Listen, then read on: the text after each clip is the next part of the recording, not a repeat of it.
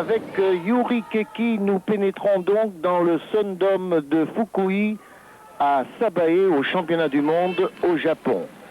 Dans cette compétition par équipe où la France joue un tournant capital, puisqu'il s'agit de la qualification olympique pour Atlanta. Il faut pour cela que la France termine dans les 12 meilleures nations du monde.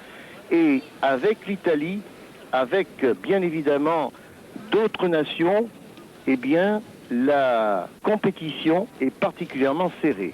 Michel Boutard, nous allons d'abord apprécier l'évolution de Yuri Keki, le meilleur homme au monde aux anneaux. Un établissement en force pour entrée de mouvement. Voilà les signes tirés de croix de fer renversés. Remarquez particulièrement la hauteur des épaules, exactement dans l'alignement des anneaux. Deux planches tendues, formidablement bien enchaînées avec une croix de fer, dont Yuri Keki a le secret.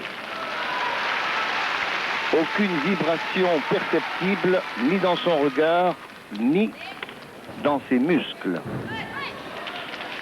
Équilibre parfaitement maîtrisé, mais pour lui ce n'est pas très dur. Ici, soleil, bras tendu bien sûr. Vous voyez, ça ne bouge pas du tout.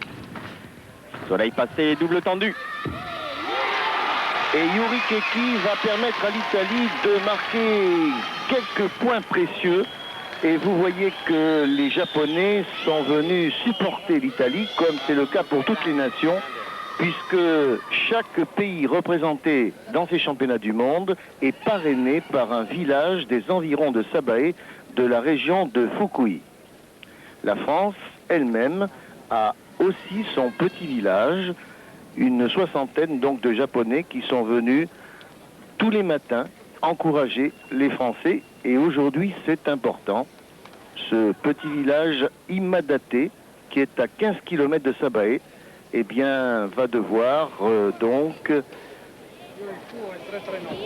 applaudir les Français dans leurs évolutions. Pour l'instant, c'est l'Italie qui jubile parce que Keki va obtenir une note remarquable dans ce concours.